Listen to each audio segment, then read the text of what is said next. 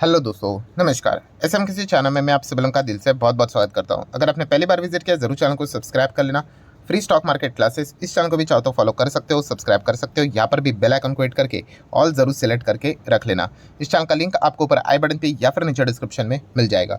सो चलिए दोस्तों, फिलहाल इस वीडियो को स्टार्ट कर लेते हैं।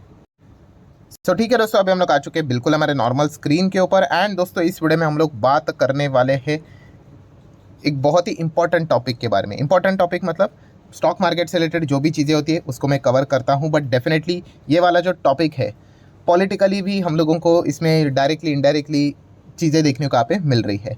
सो किस टॉपिक की हम लोग बात करने वाले तो आप सभी लोगों को पता ही है। आरबीआई गवर्नर, हमारे x RBI governor Raghuram Rajan ji, आप सभी लोगों को पता ही होंगे, ठीक है। तो इनके काफ़ी सारे इंटरव्यूज़ हम लोग को देखने को यहाँ पे मिल जाते हैं। एंड इसी से रिलेटेड कुछ पॉइंट्स उन्होंने यहाँ पे सामने रखे हुए हैं। किस चीज़ के चलते? हमारा देश का जो परफॉर्मेंस यहाँ पे चल रहा है उसके चलते, ठीक है। सो डेफिनेटली हम लोगों ने देखना चाहिए कि क्या बोलने की वो एग्जैक्टली कोशिश यहाँ पे कर रहे हैं। सो एक एक पॉइंट को हम लोग अच्छी तरीके से कवर करने की कोशिश करेंगे। एंड अगेन कह रहा हूँ भाई, मैं सिर्फ आप लोगों को इन्फॉर्मेशन बता रहा हूँ, ठीक है। तो ये कोई मैं अपने मन से बात यहाँ पे नहीं बोल रहा हूँ, ठीक है, क्योंकि काफ़ी सारे लोग कमेंट सेक्शन में शुरू हो जाते हैं। एनीवेज, सो स्टार्ट कर लेंगे सबसे पहले तो जीडीपी के साथ, ठीक है। हमारा जीडीपी का जो परफॉर्मेंस, क्योंकि हमारा जो मार्केट है, ठीक है, हमारा जो मतलब देश है, ठीक है, इसमें जो भी दुनिया भर के इन्वेस्टर है वो इंडिया की ओर इसीलिए देखते हैं क्योंकि हमारे देश में ग्रोथ है। ये मैंने बहुत बार आप लोगों को कहा है कि अगर आपको बड़ा पैसा छापना है तो ग्रोथ वाला सेक्टर चुनिए, ग्रोथ वाला स्टॉक चुनिए, ग्रोथ वाली कंट्री देखिए, वहाँ पे आपका पैसा बनेगा, ठीक है। जहाँ पे नॉर्मल ग्रोथ रहेगा वहाँ पे नॉर्मल पैसा बनेगा, जहाँ पे एकदम ही ज़बरदस्त ग्रोथ रहेगी वहाँ पे ज़बरदस्त रिटर्न्स बनेंगे। As simple as that. So GDP मतलब क्या भाई? ग्रोथ। ग्रोथ हम लोग करते हैं उसी को जीडीपी हम लोग यहाँ पे कहते हैं। और हमारा इंडिया का जीडीपी हम लोगों ने रिसेंटली देख लिया है, ज़बरदस्त परफॉर्मेंस हम लोग को देखने को मिल रहा है, जो आंकड़े हम लोग को देखने को मिल रहे हैं। बट ये जो इकोनॉमिक ग्रोथ हम लोग को देखने को यहाँ पे मिल रही है, ये जो जीडीपी का डेटा देखने को यहाँ पे मिल रहा है, उस डेटा को देखकर रघुराम राजन की अगर हम लोग बात करें तो उनका ये कहना है कि इसमें काफ़ी ज़्यादा हाइप हम लोग को देखने को मिल रही है। किसके रिलेटेड? अबाउट दी ग्रोथ, ठीक है। अभी वो ऐसा क्यों बोल रहे हैं, इसके पीछे का रीज़न क्या है? एंड अगर ग्रोथ में अगर हाइप है मतलब अननेसेसरीली बड़ा चढ़ा कर ये चीज़ें बताई यहाँ पे जा रही हैं, तो डेफिनेटली मार्केट में भी हम लोग को हाइप देखने को मिल रही है। ये भी पॉइंट आप ज़रूर कंसिडर यहाँ पे कर सकते हो। प्लस उसी के साथ साथ कुछ और भी पॉइंट्स उन्होंने सामने यहाँ पे रखे हुए हैं। जैसे कि अगर देखा गया, रिसेंटली एक बहुत बड़ी रिपोर्ट यहाँ पे निकली हुई थी, आप सभी लोगों को पता है, जहाँ पे बताया गया कि इंडिया भी चाइना की तरह, बीच में चाइना का बहुत गोल्डन पीरियड चल रहा था, एकदम रैपिडली चाइना ग्रो होते हुए देखने को यहाँ पे मिला था। तो इससे रिलेटेड भी रघुराम राजन की अगर हम लोग बात करें तो उन्होंने भी बताया कि इंडिया मतलब जो चाइना की ग्रोथ हम लोग को बीच में देखने को मिली थी वैसी ग्रोथ इंडिया में नहीं आएगी, ठीक है। तो ऐसा भी उन्होंने यहाँ पे क्यों बोला है, इसके पीछे का यहाँ पे रीज़न क्या है, तो इन सारी चीज़ों को हम लोग कवर करने की कोशिश करेंगे। हाँ, डेफिनेटली इट साउंड्स नेगेटिव, बहुत ही नेगेटिव टाइप की चीज़ें हम लोग को देखने को मिल रही है, बट फिर भी जितने इंपॉर्टेंट पॉइंट्स हैं हम लोग कवर करने की कोशिश करेंगे, ठीक है। तो चलिए स्टार्ट यहाँ पे कर लेते हैं। जैसे कि आप सबसे पहले देख सकते हो कि वो बार बार यही चीज़ें बताने की कोशिश यहाँ पे कर रहे हैं कि जो जीडीपी का एक स्ट्रॉन्ग इकोनॉमिक ग्रोथ जो दिखाई जा रही है, ठीक है, उसमें काफ़ी ज़्यादा हाइप नज़र यहाँ पे आ रही है। उन्होंने बताया कि उनके हिसाब से there are significant structural problem यहाँ पे हम लोगों के कंट्री में, हमारे कंट्री में देखने को यहाँ पे मिल रहे, जिसको यहाँ पे फिक्स करना काफ़ी इंपॉर्टेंट है अगर हम लोग को एक्चुअल में अगर देखा गया आगे बढ़ना है तो। नेक्स्ट अगर हम लोग यहाँ पे बात करेंगे तो उन्होंने यहाँ पे बताया है कि अभी तो इलेक्शन होगा, ठीक है, उसके बाद गवर्नमेंट फॉर्म होगी। सो उन्होंने यही कहा है कि जो भी गवर्नमेंट आएगी, ठीक है, सो उन्होंने यहाँ पे क्या करना चाहिए, जो एजुकेशन है एंड जो स्किल है, ठीक है, इसके ऊपर स्किल एंड मतलब जो वर्क फोर्स है उसको इम्प्रूव यहाँ पे करना, यहाँ पे आना चाहिए। कब की बात हो रही है? After election. जो भी सरकार आएगी, सेम सरकार कंटिन्यू होती है तो भी, कोई नई सरकार आती है तो भी, ठीक है। अगर यहाँ पे अगर देखा गया तो education and skill of the work force, इसके ऊपर खास करके इम्प्रूवमेंट की यहाँ पे ज़रूरत है। नेक्स्ट अगर हम लोग यहाँ पे बात करें तो उन्होंने यहाँ पे कुछ पॉइंट्स यहाँ पे सामने रखे हुए देखा गया।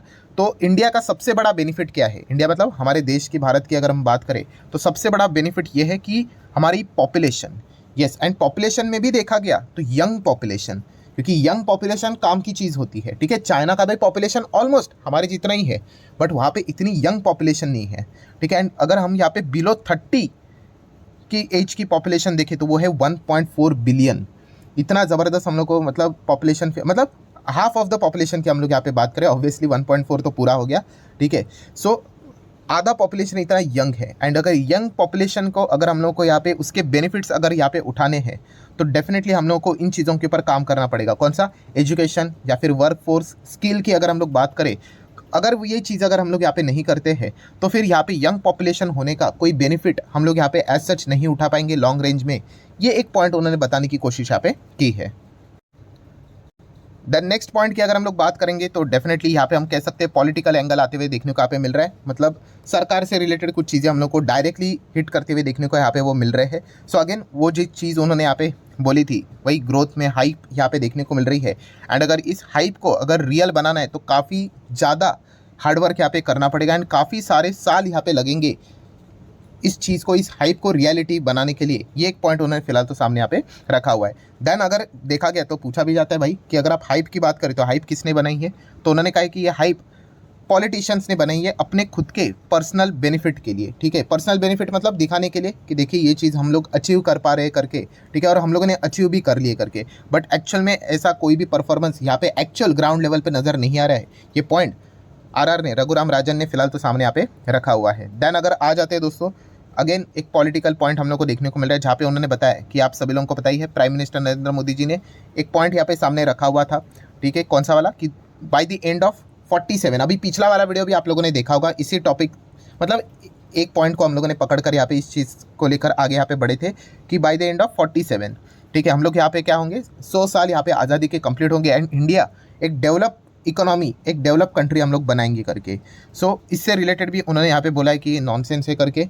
ठीक है, इस प्रकार का गोल इतने जल्दी अचीव होना ये काफ़ी ज़्यादा यहाँ पे मुश्किल यहाँ पे होने वाला है। और इसके पीछे का रीज़न उन्होंने यहाँ पे बताया है कि यहाँ पे इतने सारे बच्चे जो हम लोग को देखने को यहाँ पे मिल रहे हैं, ठीक है, वो स्कूल में ही यहाँ पे जाते नहीं, प्रॉपरली एजुकेशन मिलते हुए देखने को यहाँ पे नहीं मिल रहा है एंड ड्रॉप आउट का रेट भी इतना हायर लेवल पे देखने को यहाँ पे मिल रहा है। सो एजुकेशन का क्वालिटी अगर इतना लो रहेगा, ड्रॉप आउट मतलब लोग बीच में ही स्कूल कॉलेजेस छोड़ देते हैं, उसका अगर परसेंटेज अगर देखा गया, रेट्स देखे गए तो इतना ज़्यादा यहाँ पे रहेंगे एंड कितने सारे बच्चे तो स्कूल तक भी पूरा एजुकेशन कर ही नहीं पाते, वो भी अगर डेटा अगर हायर लेवल का रहेगा।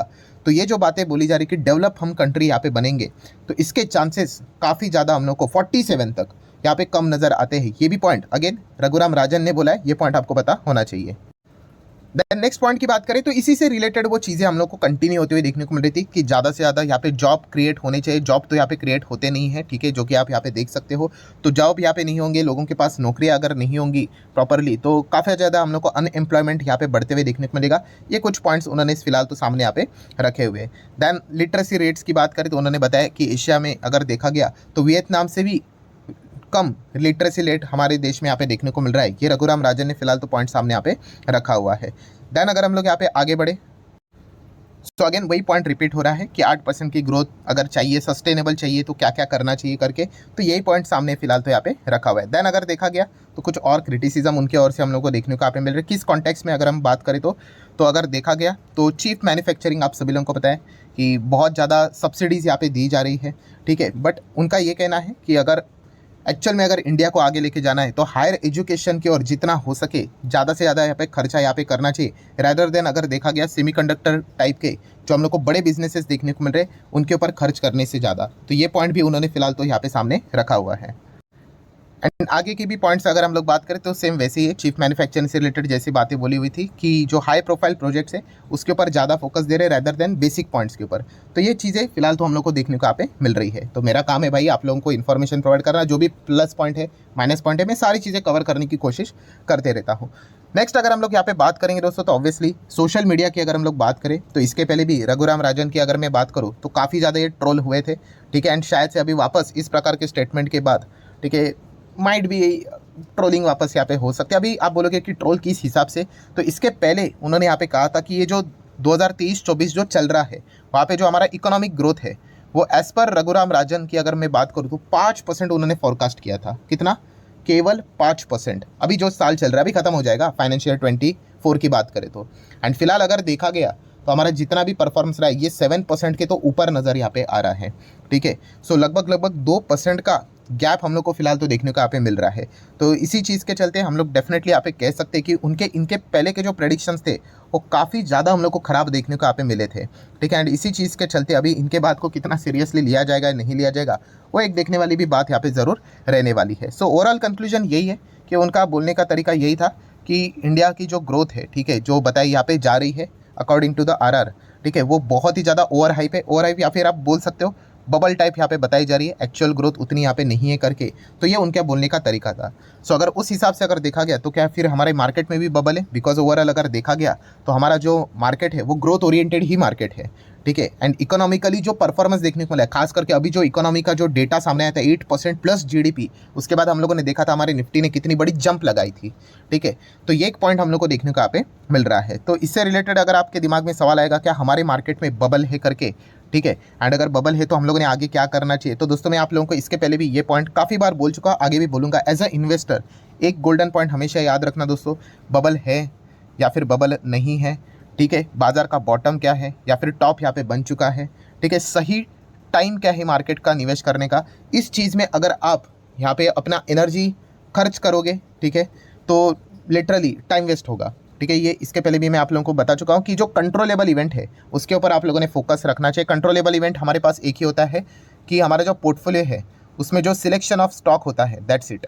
आपने अच्छे शेयर्स को अपने पोर्टफोलियो में सिलेक्ट करके रखना है, ठीक है। बबल होगा नहीं होगा कोई फ़र्क नहीं पड़ता है, थोड़े टाइम के लिए वो गिर जाते हैं, वापस कम बैक कर लेते हैं, दैट्स इट। इतना सिंपल होता है। अननेसेसरली अगर आप ज़्यादा दिमाग यहाँ पे मतलब बोलते हैं ना इस चीज़ों में खर्च करोगे तो आप प्रॉपर डिसीजन कभी ले ही नहीं पाओगे। मार्केट में कदम रखा है ना, वेलकम। ये इसी प्रकार की बहुत सारी इन्फॉर्मेशंस और चीज़ें हमारे इर्द गिर्द हम लोग को देखने को यहाँ पे मिलती रहती है। तो इससे कभी डिस्टर्ब होके फैसला मत ले लेना, ये सारी चीज़ें चलती रहती है। मैंने काफ़ी बार आप लोगों को समझाया, अगर आपके पोर्टफोलियो में एकदम शानदार स्टॉक्स देखने को यहाँ पे मिल रहे हैं, आपको आज नहीं तो कल तो पैसा आपका मिल जाएगा। चलो कभी लेट हो सकता है बट मिल जाएगा। बट अगर आपने अपने पोर्टफोलियो में खराब शेयर, ठीक है, अगर भर के रखे हुए हैं, बिलीव मी कोई फ़ायदा नहीं। आप 10-10 साल होल्ड कर लो, कुछ भी नहीं होने वाला है, ठीक है। तो याद रखना, अच्छे क्वालिटी बिजनेस वाले स्टॉक्स को अपने पोर्टफोलियो में जगह दीजिए, लॉजिक के साथ जाइए, बिजनेस देखकर निवेश कीजिए, बाकी ये चीज़ें चलती रहती है, ठीक है। इससे कोई ज़्यादा इतना फ़र्क यहाँ पे नहीं पड़ता, ये हमेशा याद रखना, ठीक है। क्या होगा हो के 4-5 महीना डिले हो जाएगा, तो ये भी पॉइंट आप लोगों को पता है यहाँ पे होना चाहिए। सो आशा करता हूँ दोस्तों वीडियो हेल्पफुल लगा होगा। सो चाहो तो आप इसको लाइक एंड शेयर कर सकते हो। मिलते हैं नेक्स्ट वीडियो में, तब तक के लिए बाय बाय।